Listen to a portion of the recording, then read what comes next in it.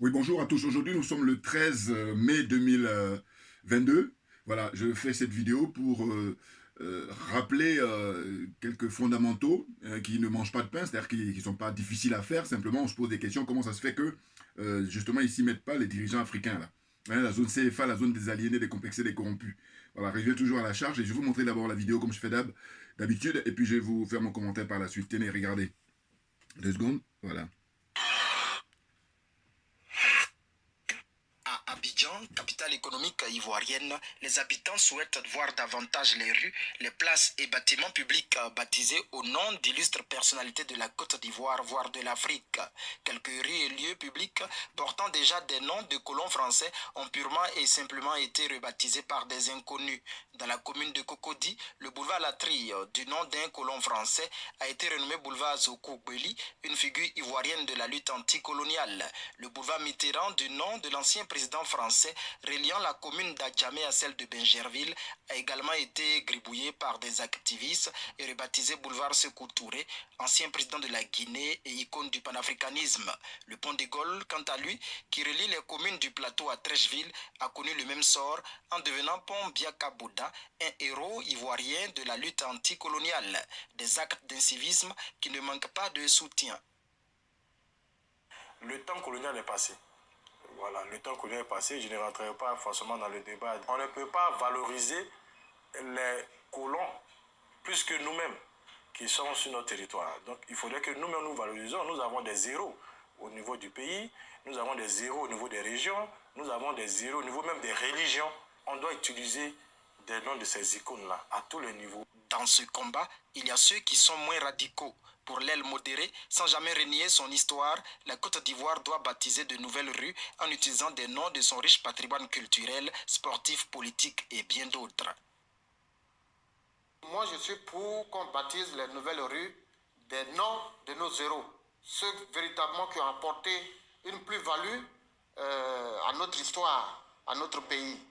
Et en ce qui concerne les noms qui sont déjà là, il faut les laisser parce que c'est un pan de notre histoire. Les effacer, c'est aussi effacer un pan de notre histoire. Donc, il serait bon qu'on combine les deux. Voilà. Les anciens noms restent et on baptise les nouvelles rues des noms de nos héros nationaux. En rappel, en mars 2018, les actuelles autorités ivoiriennes avaient annoncé vouloir baptiser les rues du district d'Abidjan. Mais 3 ans plus tard, en 2021, cette annonce est donc restée un vœu pieux. Également, sous le règne du président Laurent Gbagbo, le gouvernement avait essayé en vain cette même opération. En effet, les experts commis à cette tâche ont opté pour des chiffres en lieu et place de noms de héros ivoiriens ou africains. Malheureusement, ces chiffres n'ont pas eu l'assentiment de la population. Aujourd'hui, la tendance souhaitée par les citoyens est celle de faire la promotion des noms locaux et africains. Ce vœu se réalisera-t-il un jour? Seul l'avenir nous le dira. Voilà. Je fais maintenant mon commentaire. Excusez-moi 2 secondes. En tout cas, Promotion des noms locaux. voilà, c'est parfait. Bon, écoutez, Djoubian, c'est mon surnom sur le net. Hein, je me présente. Hein. Et puis, je suis accessoirement seulement spécialiste de la France. Et je me définis comme étant, comment dire, un panafricain très convaincu. Un big up au frère Kémy Seba, je crois qu'il est actuellement au Mali, parce qu'il y a une très très grande manifestation là aujourd'hui, qui va démarrer à 14h heure locale, à Bamako, et puis dans toutes les grandes communes là-bas, tous les villages au Mali, pour soutenir les FAMA. Hein, c'est les forces armées maliennes. Voilà, hein, c'est des dignes, des patriotes qui défendent l'honneur de l'Afrique, qui défendent l'honneur du Mali, qui défendent la dignité africaine. C'est plus que jamais, hein, nous devons nous mobiliser tous pour soutenir les FAMA. Les FAMA, c'est les forces armées maliennes. Hein, ils sont vraiment très courageux avec les 5 colonels. Et le premier d'entre eux, hein, le colonel, l'imperturbable Assimi Goïta. Très grand monsieur qui rentre dans l'histoire là. Je dis, Thomas Sankara, il est réincarné là, d'une certaine façon. D'une certaine façon. Bon, écoutez, là, je fais cette vidéo rapidement. Pourquoi? Parce que c'est ce qui est intéressant. Hein, c'est pour ça que je salue toujours ceux qui ont inventé Internet, notamment le frère du Nigeria hein, qui a inventé ça. Pourquoi? Parce que ça nous permet justement, parce que ça vient, hein, les images viennent de manière aléatoire, hein, puis je prends surtout les centres d'intérêt. Voilà, donc moi j'ai reçu ça.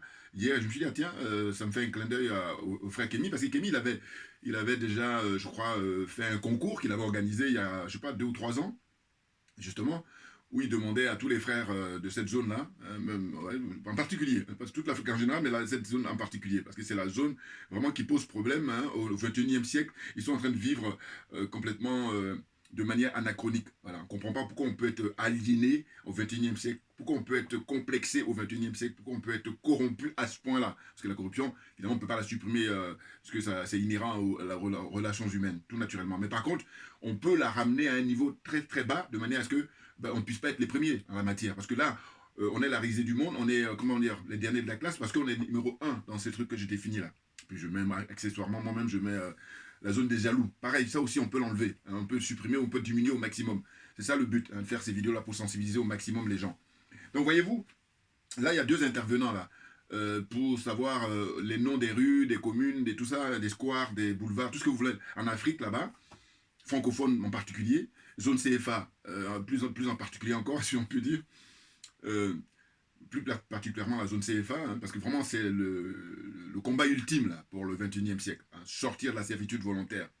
Voyez-vous?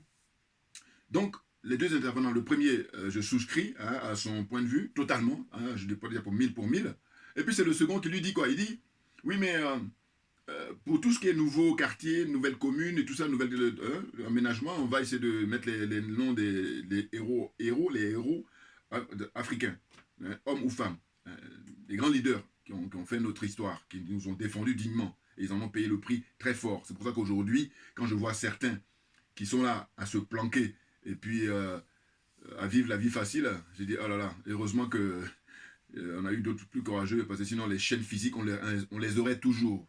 Vous en conviendrez avec moi. Bon. Donc, le second lui dit ça, et je dis, bon, moi comme je vis ici en France depuis un certain nombre d'années, depuis des décennies, je dis, mais il faut bien savoir que, d'ailleurs la France est connue mondialement pour les célébrations. Hein, vous voyez, les anniversaires, ils sont champions du monde. Donc, il faut bien voir qu'ici, les noms des rues, les noms des avenues, les noms d'aéroports, en tout cas symboliquement, ils donnent les noms des gens qui ont marqué leur histoire. Le général de Gaulle, hein, même Napoléon, on ne le trouve pas dans les rues, mais par contre Napoléon, il y a un endroit, les Invalides à Paris dans le 7e arrondissement, pour ceux qui connaissent un peu Paris, hein, c'est un hôtel qui est réservé à tous ceux qui ont été blessés pendant la guerre. Et ça a été conçu à l'époque même par Napoléon, je crois. Hein. Et bien Napoléon, il y a son dôme là-bas, voilà, gigantesque, énorme, énorme. Voyez. Donc à chaque fois, vous avez leur personnalité. Hein. De Gaulle revient souvent parce que vous avez l'aéroport Charles de Gaulle, vous avez la place Charles de Gaulle. La place Charles de Gaulle, c'est là où il y a l'Arc de Triomphe. Et puis les rues, les avenues, les boulevards, tout ça, il y en a, Général de Gaulle. Et puis il n'y a pas que lui. Toutes les grandes personnalités historiques pour eux, voilà, ils ont leur nom qu'ils ont baptisé. Mais quand les gens là-bas en Afrique, souvent la France est modèle. Mais modèle là, pourquoi ça se limite à des trucs? Parce que ça aurait été bien d'avoir un modèle comme ça, en fait, de copier ce truc-là. C'est-à-dire que automatiquement, de faire de même. Or là non. Complexés qui sont, aliénés qui sont, corrompus qui sont, ils n'ont pas idée. C'est trop difficile. On nous dit quoi? On nous dit que, par exemple, comment dire, en 2000, voilà, c'est en 2018 voilà, que le mouvement a commencé. Je crois que c'est en lien avec le concours organisé par le frère Kémy Séba. C'est celui qui avait lancé cette idée-là. Voilà, il encourageait les jeunes gens. Alors, je ne sais pas s'il a été jusqu'au bout, parce qu'il était question de leur donner des primes ou des prix, voilà, suivant ceux qui ont fait beaucoup plus de baptêmes des rues et des avenues et tout ça, pour débaptiser et mettre les noms des anciens, hein, des grands leaders africains. C'est de ça dont il s'agit. Hein. Et puis même ne pas oublier aussi Robert Nesta, les frères caribéens. Ah bah oui, parce que eux, ce sont eux-mêmes qui ont mis le paquet par rapport à la prise de conscience. Hein, on pense à des Marcus Garvey, entre autres. Hein. Robert Nesta Marley, c'est Bob Marley, vous connaissez le nom le plus. Voilà. Hein. Mais évidemment, parce que dans toutes les disciplines, hein, c'est-à-dire au niveau, comment dire, culturel, sportif, voilà, et puis au niveau quoi, spirituel, tout ce que vous voulez, mais leader noir. Pourquoi? Parce que ici, c'est vrai, nous, je pense que nous, Africains, on est vraiment les seuls à être dans cette situation-là. Mais moi, je dirais pas le syndrome de machin, moi je dis que c'est le syndrome de la plantation. Voilà. Ah ben oui, il faut appeler les choses par leur nom. Syndrome de la plantation. C'est ça, c'est vraiment propre à l'esclave africain. Vous voyez? Parce que certains vont dire, ouais, syndrome de Stockholm, ça n'a rien à voir. Laissez Stockholm là-bas, laissez-le tranquille, enfin, ça concerne l'histoire de Stockholm. Mais là, nous autres, c'est plutôt le syndrome de la plantation qu'il faut dire. C'est très important, très très important. Voyez-vous? Donc je dis, en France, il n'y a pas de rue Hitler, il n'y a pas de boulevard Hitler, il n'y a pas de stade Hitler, il n'y a pas de... Vous voyez ce que je veux dire? Voilà. Or, chez nous, les dirigeants là, et puis même en plus, à l'époque de, comment dire, du président Laurent Gbagbo, voilà, c'est pour ça que je dis que ceux qui soutiennent le président Laurent Gbagbo, bon voilà, ça pose un problème. Parce que le monsieur, il est pas totalement dans une démarche, j'allais dire, de s'affranchir. Hein. Les choses sont claires pour moi. Et je vous dis, je peux même oublier le passé. Regardez le présent, je reviendrai toujours à la charge. Pourquoi le président Gbagbo ne donne pas une seule interview, comment dire, à Afrique Média? Comment ça se fait? Parce que je crois que tous les médias panafricains là aujourd'hui, c'est Afrique Média qui est en avant-garde. Parce qu'ils ont des intervenants très brillants. Ah oui, ils sont dans l'excellence. Dans les analyses et tout, ils sont avertis, c'est clair. Voyez-vous? Et là, pourquoi il ne donne pas d'interview? Et puis là, le frère avec qui j'ai pu échanger là, il n'y a pas longtemps, qui est un soutien de Gbagbo, il me dit, oui mais, enfin, il a fait une erreur parce que je l'ai fait rectifier. Puisqu'il m'a dit au départ, il dit, non mais c'est parce qu'à l'époque quand il était au pouvoir, Afrique Média ne l'a pas défendu. Et c'est pour ça que je dis, mais non, tu ne peux pas faire un procès à Afrique Média, sachant qu'Afrique Média a été créé justement après son renversement, quand il n'était plus au pouvoir. Donc, faut pas faire de l'embrouille là, hein. Voilà, premier point. Deuxième point, d'ailleurs, si je rentre dans ta logique, hein, le frère qui me disait ça, je dis mais ça voudrait dire quoi? Ça veut dire qu'en fait les médias français qui eux l'ont traité de tous les noms à l'époque quand il était au pouvoir, Hitler, c'est pas fasciste parce qu'il veut pas quitter le pouvoir, il veut pas laisser le pouvoir, M. Alassane Ouattara, soi-disant que Alassane Ouattara aurait gagné alors que c'est archi faux, c'est plutôt comment on appelle ça, un coup d'État qui a été organisé pour installer M. Ouattara. Les choses sont claires, hein. Faut pas tourner autour du pot là, vous n'avez pas compter sur moi pour ça. Donc ce que je dis c'est quoi? C'est que je dis, le président Gbagbo est dans cette situation là où le seul truc que je lui accorde comme crédit, je dis, c'est pas quelqu'un d'intéressé. Voilà, c'est pas quelqu'un de cupide. Voilà, c'est le seul. Mais sinon, il a un pied avec les Occidentaux, puis un pied avec, comment dire, le peuple. Voilà. Lui, c'est cette gymnastique-là. Alors qu'il devrait arrêter maintenant, puisqu'ils l'ont humilié en 2011. Là, maintenant, il devait me balancer tout. Balance vite tout, vas-y. Mais non. Mais on a ça en soi, c'est ça. Et puis le pompon, c'est son entourage. Ah, il s'entoure très mal, le président Gbagbo. Je le dis constamment, hein, et je dis, je ne suis pas le seul. Il y a des gens, bien avant moi-même, qui ont souligné des intellectuels, des gens très brillants. Je pense à Charles Onana, le journaliste d'investigation camerounais.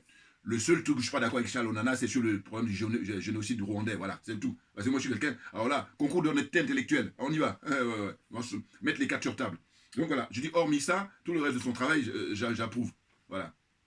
Chacun fait ce qu'il veut. Donc ce que je voulais dire, c'est que je fais une petite lecture et puis après, je vais continuer mon commentaire. Donc, qu'est-ce que je disais?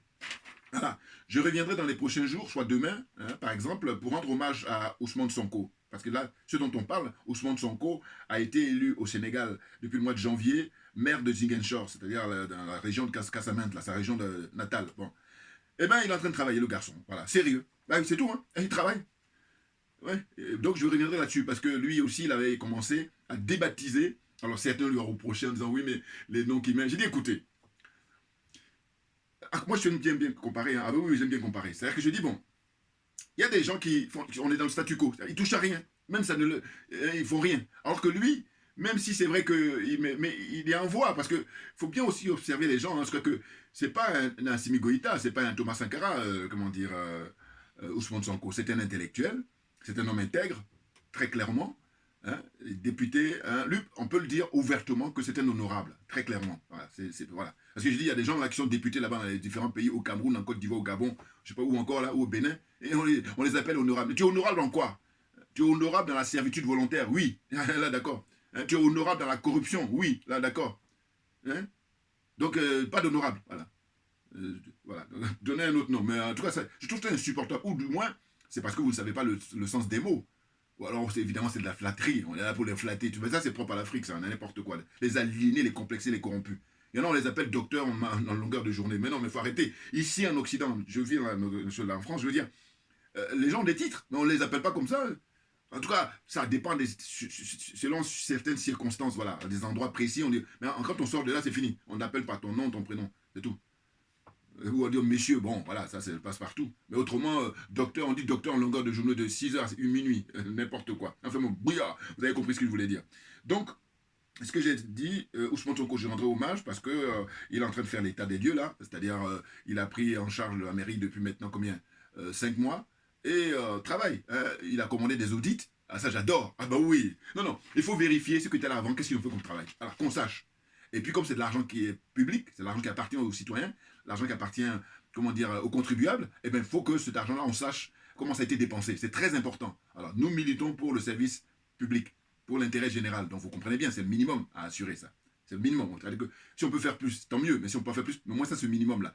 L'audit, les audits, vérifier. Hein. L'argent, on doit savoir hein, combien est rentré, combien est sorti. Voilà. Si on fait ça constamment, je vais vous dire, les gens ils vont plus faire le malin. Hein. J'ai dit même qu'on va passer des concours pour recruter des gens pour venir faire de la politique. Mais bien entendu. Non, parce que beaucoup, 98-99% viennent faire de la politique pour s'en mettre plein les fouilles. Et au détriment de qui? Au détriment du peuple. Au détriment du pauvre citoyen. Qui n'a pas à se nourrir, qui n'a pas à se soigner, qui n'a pas à s'éduquer. N'importe quoi. Des nazes. Bouillard, on est en pleine forme là. Attention. On est bon. On est bon. Donc voilà. Qu'est-ce que je disais par la suite? Voilà, en Côte d'Ivoire, par exemple, là, l'actualité, qu'est-ce qu'ils nous disent? Ils nous disent, il y a l'actualité, c'est le COP 15. COP 15 contre la désertification, qui s'ouvre à Abidjan, là, qui est ouvert à Abidjan depuis 48 heures, 72 heures. N'importe quoi. Là, en fait, voilà, c'est ça. Quand je regarde ça, je vous dis, je me dis quoi? Je dis, mais voilà, mais ils ont tout. Même encore, ils continuent, comme je dis, les Français insultent l'intelligence des Africains depuis des siècles. Et ils entendent continuer ça jusqu'à la fin de nos jours. Voilà. Ça, c'est leur démarche philosophique. Leur démarche de vie. C'est leur paradigme. Ils ne peuvent pas... Voilà. Maintenant, il nous appartient, comme on dit, la liberté s'arrache, mais nous, le travail que nous sommes en train de faire, c'est ça, justement. Arracher la liberté et ne pas commander. Ça n'a pas de sens. On a l'expérience, justement, des indépendances en 1960. Ça a été commandé, ça dépend des pays. Bon. Mais il y en a d'autres où il faut venir dans la leader, non, tu vas le prendre, même si tu ne veux pas, tu vas le donner. Bon. Il n'y a pas que le seul, mais lui, il est vraiment en tête de liste. Bon. Donc, pour dire quoi? Pour dire qu'en fait, COP 15 là, qu'ils organisent, soi-disant que pour lutter contre la désert. Mais non, mais écoutez, ces gens-là qui ont pollué, hein, et qui continuent à polluer d'ailleurs, hein, j'allais dire l'univers, hein, en tout cas, toutes les régions du monde, ce sont eux qui veulent donner des leçons, et il faut savoir comment ils jouent les malins, et c'est toujours à leur avantage. Hein. Donc tout ça, c'est dans la flatterie, et comme ces gens-là, alors je reviens toujours au problème des intellectuels, parce que ce sont eux qui ont, la plupart des postes sont occupés par eux. Alors que moi, je dis non, ce qu'il faudrait, comme on a eu leur expérience, il faut prendre des gens patriotes, voilà. Moi, si je fais des sélections, je prends un patriote. C'est quelqu'un qui est prêt à défendre, quelles que soient les circonstances, son pays. Voilà. Or, il y a des gens là qui ont plein de diplômes, et puis dès qu'il y a un petit vent, tac, le mec, la poudre d'escampette, comme on dit l'expression en français, pour dire qu'ils prennent la fuite, c'est cash. Des nazes. Bon, donc, ce qui se passe, c'est quoi? C'est que là, c'est organisé à Abidjan, et puis là, comme d'habitude, comme beaucoup de gens ne sont pas avancés, beaucoup de gens ne sont pas évolués, c'est-à-dire au point de vue de comprendre les choses, les enjeux, hein, les tenants et les aboutissants, ben on est dans le bling-bling, on est là, on flatte les gens, et puis les gens, bon... Donc, toujours question d'éducation en priorité. Il faut éduquer les gens sur qu'est-ce que c'est que l'instruction civique. Voilà, c'est hyper important. Mais oui, hyper important. Beaucoup, beaucoup d'argent dans l'éducation. Et puis, il n'est jamais trop tard pour bien faire. Vous voyez? Donc, là, tout ça, c'est pour amuser la galerie. Voilà, ils se font plaisir. Alors que non. Parce que chez nous, si on respecte justement, vous allez dans les villages et tout ça, les gens, ils sont écolos, avant l'heure. Voilà. Tout naturellement. Ce sont ceux qui se disent avancés, qui se disent civilisés, ce sont eux qui sont venus bouleverser tout ça, intoxiquer les gens à tout point de vue, au point de vue intellectuel, et puis au point de vue même de la nature, de l'environnement. Et ils ont tout bousillé. Maintenant, je dis, bon, ça, c'est ce que je considère qui doit s'arrêter au XXe siècle. Maintenant, comme nous sommes au XXIe siècle, il faut maintenant un changement radical de paradigme. Et puis, le président, je vais le saluer tout le temps, ce monsieur, hein, c'est un très grand monsieur. Ah ben oui, Vladimir Poutine, pour ne pas le nommer, voilà. Il est en train de faire du bon travail. Chirurgical, pour utiliser leurs termes, les gens de l'OTAN, là. Hein, l'empire du mensonge, là. Ils disaient à l'époque, quand ils intervenaient là-bas, chez Saddam Hussein, ou je ne sais pas où encore, en Koweït, en Irak et au Koweït, ils disent, ouais, on a des frappes chirurgicales. Ouais, ils se moquent des gens, ils aiment humilier les gens. C'est impressionnant, hein. J'ai capté ça, moi. Bon, alors donc, pour poursuivre, je disais quoi? Je disais que Ousmane Sonko, je reviendrai hein, pour faire une vidéo là, pour depuis 5 mois là qu'il est maire de Ziguinchor, voilà. Et puis il y a les élections au mois de juillet pour les députés, voilà. Et j'espère que lui et Barthélémy Diaz et puis le frère Guy Marius Sagna, eh ben leur coalition là, ils obtiennent le maximum, enfin la majorité absolue, voilà, de manière à ce que comment dire, Macky Sall, il puisse sortir de par la petite porte, voilà. Hein. Et même là, c'est démocratique. On ne va pas lui faire violence. On va simplement lui dire, mon monsieur, il faut que tes bagages soient prêts parce qu'en 2024, c'est fini pour toi, c'est terminé. Et d'ailleurs, il en est conscient, hein, il sait très bien. Ouais, c'est clair. Donc, on avance. Nous sommes les seuls, donc je disais, pour le baptême des rues, là, nous sommes les seuls, hein, je l'ai dit tout à l'heure, nous sommes les seuls à rendre hommage à nos bourreaux. Voilà, les choses sont claires. C'est ça qui est difficile à supporter au XXIe siècle. Hein. Les raisons sont simples, voilà, je dis, c'est simplement l'aliénation, toujours l'aliénation, le complexe, toujours le complexe. Hein, j'ai dit la corruption, toujours la corruption. Voilà, c'est ça qui nous amène à ça. Et bien entendu. Vous voyez? Parce que le président Gbagbo, quand il était au pouvoir, il paraît qu'il a diligenté des techniciens là, ou des gens, comment dire, avertis, des gens qui sont professionnels, pour travailler sur la question. Sauf que ils avaient soulevé l'idée, en fait, d'enlever les noms des colons pour mettre des chiffres, des noms. Mais n'importe quoi. Vous vous rendez compte, voilà. Mais non, mais n'importe quoi. Non. En plus, lui, il est historien, le président Gbagbo. C'est un universitaire, c'est-à-dire qu'il enseigne à l'université l'histoire. Bon, on ne peut pas faire mieux. Donc, allez-y comprendre pourquoi il ne fait pas le nécessaire. Pourquoi il n'a pas fait le nécessaire. Mais je dis, bon, à la limite, on va me dire, oui. Alors, on oublie le passé. Maintenant, on prend le présent. Et quand on prend le présent, je reviens, je me répète, pourquoi il ne donne pas d'interview. Parce que ce n'est pas rien, l'interview sur Afrique Média. Les pauvres, ils n'osent même plus le solliciter parce qu'ils ont vu qu'il a été humilié quand il a créé le PPACI, là. Alors que c'était tout un symbole. Afrique Média, toute l'équipe d'Afrique Média devait être invitée à l'inauguration, hein, quand il a lancé son parti, la partie panafricaine, soi-disant. N'importe quoi. Il va inviter, il a envoyé des invitations à Jean-Luc Mélenchon. C'est pour ça que je dis, mais nous autres là, appelez-nous. Parce que nous, on est informés, on est avertis. Enfin bon, bref. Non, mais c'est fatigant, hein, tu te dis, mais putain, mais vous êtes là pour gérer l'intérêt général, c'est pour tout le peuple. Et que par conséquent, il faut prendre les énergies par rapport à les connaissances, les spécialités, les expériences des uns et des autres. Agir de manière objective. Eh oui, n'importe quoi, franchement. Donc j'ai dit, hein, il y a 4 mois, hein, ce sont des activistes patriotes qui ont décidé de rebaptiser les rues d'Abidjan. Ça, c'est ce que disait le mec dans le reportage. Hein, voilà. Mais en fait, c'est 2018. Ces images-là que je vous ai montrées, je vous enverrai le lien, hein, tout naturellement. Voilà. Et puis, donc, que dire encore? J'ai parlé déjà d'Ousmane Sonko.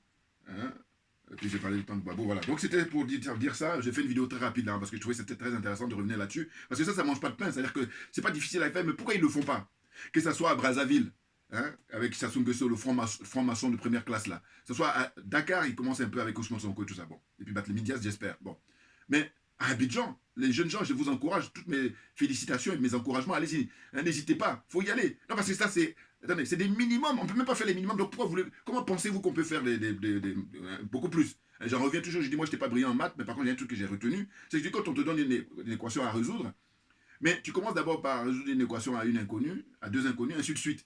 Tu ne peux pas résoudre une équation à 3 inconnus si tu ne connais même pas la première étape. Donc, c'est du bon sens, évidemment. Or là, des trucs aussi faciles, rebaptiser les noms, hein, comme ils disaient les frères, Biaka Boda, les grands noms là, hein, Patrice Lumumba, hein, ou en Côte d'Ivoire même, il y a, comment dire, le panafricain, en fait, qui a lutté contre Houphouët-Boigny à l'époque, il est de Gagnoa, là, Kragbé, là, le monsieur. Je reviendrai, parce que je n'ai pas trop le temps pour l'instant, c'est pour ça. Parce que là, ce que je fais là, ça ne prend pas beaucoup de temps. Alors que là, il faut s'organiser, voilà, pour lui rendre hommage. Parce que franchement, en Côte d'Ivoire, il y a un panafricain qui a lutté contre Houphouët, il a subi dans la région de Gagnoa, là-bas, je crois. Hein, il a perdu, enfin, lui et ses compagnons, ils ont été vraiment mis à mort par Houphouët-Boigny. Voilà, pour vous dire. Donc voilà, hein, faut faire ces minimums-là, débaptiser les rues, toutes les rues, à Dakar, à Lomé, à Cotonou, hein, N'Djamena, qu'est-ce qu'il y a encore, hein, Burkina Faso, partout, il faut toute l'Afrique là, surtout là, cette zone-là, hein, à Yaoundé, à Douala, qui j'oublie encore, hein, à Bouaké, à Yamsokro, tout, il faut enlever tout. Il faut que ce soit les noms des héros africains. Point barre. Et faire ça, mais c'est déjà relever le défi par rapport à notre existence, notre dignité. C'est de ça dont il s'agit. Oh, ils sont là, ils minimisent ça, tout parce que les miettes là qu'ils ont, ils se contentent de ça, et puis ils sont prêts à couper la tête, hein, de tous leurs compatriotes. N'importe quoi. Alassane Ouattara qui a coupé la tête du jeune Kofi, on ne va jamais l'oublier ça. Voilà. Merci à vous tous pour votre attention. Et puis pour terminer, je vais vous montrer quelques bouquins là. Parce que je me dis, les gens qui sont courageux, en tout cas pour la lecture, qui sont très curieux, vous avez ça. Ça, c'est un coup de cœur. Vous voyez, c'est écrit par M. Fadel Dia. Très très bien. Hein. Ça fait longtemps que je l'avais, hein, ce bouquin. Eh bien, à mes chers parents gaulois, voilà. Hein, ceux qui veulent poursuivre la lecture pour avoir plus d'informations. Vous voyez, donc vous pouvez vous procurer ça. Hein, très bien. Et puis ensuite, il y a René Dumont. René Dumont, en fait, c'est vrai que longtemps avant de commencer à le lire, je me disais, bon, par rapport à la fameuse phrase où il disait l'Afrique était mal partie, mais en réalité, c'était un humaniste, à vrai dire. Voilà. Avant même les Verschaves, là. Je crois que voilà des gens, pour moi, selon moi, je peux me tromper, mais dites-moi dans les commentaires, qui aimaient les Africains, hein, et pas l'Afrique sans les Africains. Hein, c'était quelqu'un qui aimait les Africains et l'Afrique. Voilà. René Dumont a ce bouquin-là, dont le titre, c'est Pour l'Afrique, j'accuse. Voilà, très, très bien comme ouvrage. Hein, vous pouvez vous procurer. Voilà. Et puis je termine avec là, la Boétie, Étienne de la Boétie, le discours sur la servitude volontaire. Voilà. Ça explique notre situation, hein, donc il faut qu'on sorte de là. Une bonne fois pour toutes. Merci à vous tous pour votre attention et puis à très bientôt. Merci bien. Hein, on lâche rien parce que c'est nous qui avons raison. Bouya!